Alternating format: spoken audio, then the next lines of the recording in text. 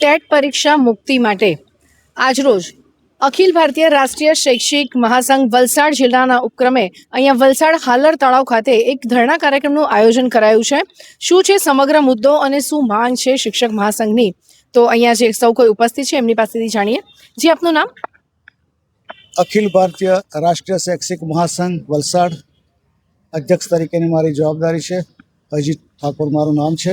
જી અજીતભાઈ, જે ટેટ પરીક્ષા મુદ્દે સુપ્રીમ કોર્ટ તરફથી જે આવ્યું છે, શું કહેશો એના બાબતે? અને આજરોજ જે આપ સૌ ભેગા થયા છો, સન્માનીય સુપ્રીમ કોર્ટની અંદર જે ચુકાદો અત્યારે આવ્યો છે કે તમામ 2010 પહેલાંના તમામ શિક્ષકોએ ટેટ પરીક્ષા આપવાની ફરજિયાત છે અને 31/8/2028 સુધી તમામ શિક્ષકોએ ટેટ પરીક્ષા પાસ કરવા માટે ગુજરાત સરકારે પણ કીધું છે.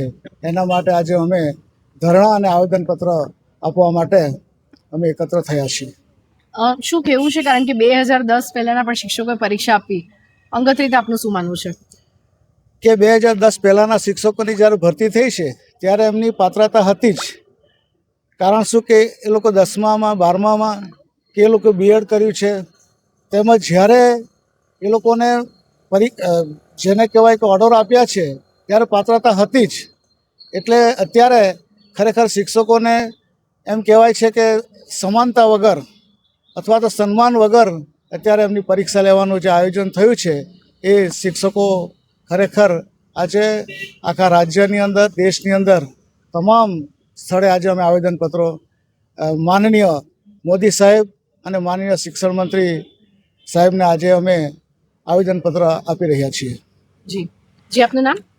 જી, શૈલેષ પટેલ, વલસાડ તાલુકા અધ્યક્ષની જવાબદારી મારી છે. જી શૈલેષભાઈ, સમગ્ર મુદ્દાને આપ કઈ રીતે મૂલો છો? કારણ કે જેમ ભાઈએ કીધું, શિક્ષકો જે ઓલરેડી પાસ થઈ ગયા હતા અને જે રીતના શિક્ષક તરીકેની ફરજ પણ એ લોકો બજાવે છે અને આટલા વર્ષો સુધી ઘણા બધા વિદ્યાર્થીઓ એમને ભણાવ્યા, એમની અંડરમાં ભણેલા વિદ્યાર્થીઓ આજે ઘણી સારી સારી જગ્યાએ સેટ થઈ ગયા છે. આ મુદ્દાને સુપ્રીમ કોર્ટના ચુકાદાને આપ કઈ રીતે મૂલો છો? જી, બનાવ એવો બન્યો છે કે અત્યારે એક લઘુમતી શાળાના મેટરની અંદર નામદાર સુપ્રીમ કોર્ટે એક ચુકાદો આપ્યો હતો કે 2010 પહેલાંના તમામ શિક્ષકોએ ટેટ, જેને આપણે ટીચર એલિજિબિલિટી ટેસ્ટ કહીએ છીએ, એ આપવાની રહેશે. પરંતુ એમાં આપને મારે કહેવું છે આપના માધ્યમથી કે જે તે સમયે શિક્ષકોએ જે નોકરી લીધી છે એ જે તે સમયે જે માપદંડો સરકારે મૂકેલા હતા એ માપદંડોને આધારિત જે તે મેરિટ મેળવીને, જે તે પોતે ક્વોલિફાઈ થઈને જે તે સમયે નોકરી મેળવી હતી. હવે આજે એ શિક્ષકોના અનેક વર્ષો થઈ ગયા છે. તમે કીધું એમ એ શિક્ષકો દ્વારા એમણે પણ અનેક કલેક્ટરો બનાવ્યા છે, અનેક ડૉક્ટરો બનાવ્યા છે, અનેક સમાજસેવિકો ની અંદર પણ એમણે વિદ્યાર્થીઓ મૂક્યા છે. હવે એમણે પાછી પરીક્ષા જ્યારે આપવાની થાય ત્યારે મારે કહેવું છે કે શિક્ષક પરીક્ષા આપવાથી ડરતો નથી, પરંતુ એ ત્યારનો જે માહોલ હતો એ અને આજે, દાખલા તરીકે જો કોઈક ટોપર વિદ્યાર્થી 10 વર્ષ પહેલાં ટોપ એણે કર્યું હોય અને એ વિદ્યાર્થીને આજે પાછી પરીક્ષા આપવા માટે કહેવામાં આવે તો બની શકે કે એ 5માં પણ ન આવી શકે. કારણ કે એ બધો માહોલ, એ શિક્ષણ પ્રણાલી, એનું માઇન્ડસેટ એ બધું બદલાઈ ગયું હોય છે. ત્યારે મારે કહેવું છે કે શિક્ષકો પરીક્ષા આપવાથી ડરતા નથી, પરંતુ આવો જે નિર્ણય આવ્યો છે એમાં અમે આજરોજ ભારત દેશ કક્ષાએ અને ગુજરાત કક્ષાએ માનનીય કલેક્ટરશ્રીને આવેદનપત્ર આપવાના છે.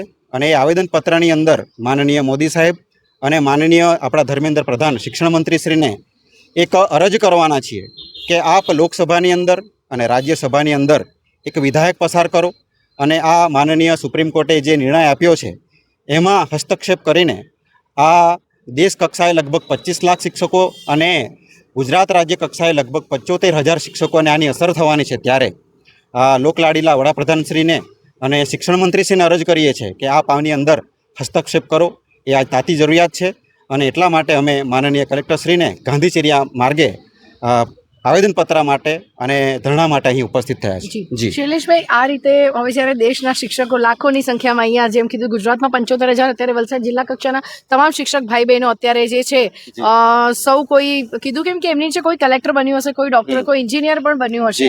આ રીતના જે એક ચુકાદો પસાર થયો છે, શું હવે શિક્ષકો પર પણ શંકા કરવામાં આવશે? જી, આ કહેતા મને દુઃખ થાય છે કે તમામ શિક્ષકોને આ એક એક્ઝામના માપદંડથી માપવામાં આવે એ બાબત યોગ્ય નથી. કારણ કે વર્ગખંડની અંદર શિક્ષક અનેક બીજી પ્રવૃત્તિઓ સરકારની સાથે ચાલે છે, છતાં પણ મારો શિક્ષક માત્ર ને માત્ર વિદ્યાર્થીને અનુલક્ષીને કામ કરે છે. ત્યારે શિક્ષકને એક પરીક્ષાના માપદંડથી જ્યારે માપવામાં આવશે ત્યારે ખરેખર એમની લાગણીઓ દુભાશે અને એની અસર એ સમાજનો જે ઘડવૈયો કહેવાય એની પર ચોક્કસ પડવાની છે.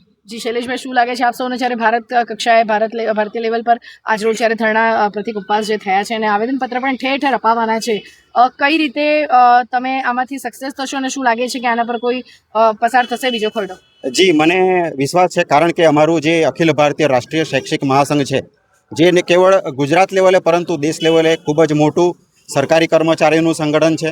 તમને કીધું એમ આજની તારીખે દેશ આખામાં આ આવેદનપત્ર આપવાનો કાર્યક્રમ થઈ રહ્યો છે અને અગાઉ પણ ગુજરાતમાં જ્યારે શિક્ષકો ઉપર આવા કોઈક પ્રશ્નો આવ્યા, એ ભલે શિક્ષક સત્તા કસોટી હોય, સમય હોય કે પછી બીજી કોઈ પણ બાબતો હોય, જ્યારે શૈક્ષિક મહાસંઘે એની અંદર એ પ્રશ્નને ઉપાડ્યો છે, ત્યારે અમારી પ્રાંતની ટીમ અને અમારી દેશ લેવલે જે ટીમ સક્રિય ટીમ છે એને સરકારે એક સકારાત્મક અભિગમથી એને ઉકેલ આપ્યો છે. ત્યારે મને પૂર્ણ વિશ્વાસ છે કે માનનીય વડાપ્રધાન શ્રી અને માનનીય શિક્ષણ મંત્રી શ્રી આ પ્રશ્નને પણ એક શિક્ષકના સમાજ ઉપર અસર થાય એવો નિર્ણય હોય એ પોઝિટિવ નિર્ણય આપશે. જી, તો દર્શક મિત્રો, આ છે આપણા ભારત દેશના શિક્ષકોની અત્યારની પરિસ્થિતિ અને અત્યારે આ જે બેનર આપ જોઈ રહ્યા છો, અખિલ ભારતીય રાષ્ટ્રીય શૈક્ષિક મહાસંઘ વલસાડ જિલ્લો, આવા જ બેનરો અત્યારે આપણા ભારત દેશમાં ઠેર ઠેર લાગ્યા છે અને તમામ સંઘના સૌ શિક્ષકો, આજે આખી ટીમ ઊભી છે અને આજે શિક્ષક ભાઈ બહેનો, દર્શક મિત્રો, આપણા વલસાડ જિલ્લાના આ સૌ શિક્ષકો છે. ચોક્કસથી આપ કમેન્ટ બોક્સમાં આપની કમેન્ટ જણાવશો કે આજે જે શિક્ષકો પાસે આપણે ભણ્યા છે, આ બધા જે આપણા શિક્ષક ભાઈ બહેનો છે એમની પાસે આપણે ભણ્યા અને 2010 પહેલાંના શિક્ષકોએ પણ હવે જ્યારે એલિજિબિલિટી ટેસ્ટ આપવાની છે, કેટલી હદે આ યોગ્ય છે? ચોક્કસથી આપની કમેન્ટ બોક્સમાં જણાવશો. અને જેમ શૈલેષભાઈ અને પ્રમુખશ્રીએ જણાવ્યું કે આજે જે આ પગલું લીધું છે, લોકો આવેદનપત્ર આપવાના છે અને પ્રતિક ધરણા ઉપવાસ છે અને એમને આશા છે કે એમની સમસ્યાનો ઉકેલ આવશે. ત્યારે આવનારા દિવસોમાં કઈ રીતે શિક્ષકોની આ સમસ્યાનો ઉકેલ આવે છે એ આપણે જોવું રહ્યું. દિશા દેસાઈ, દિશા ન્યૂઝ, વલસાડ.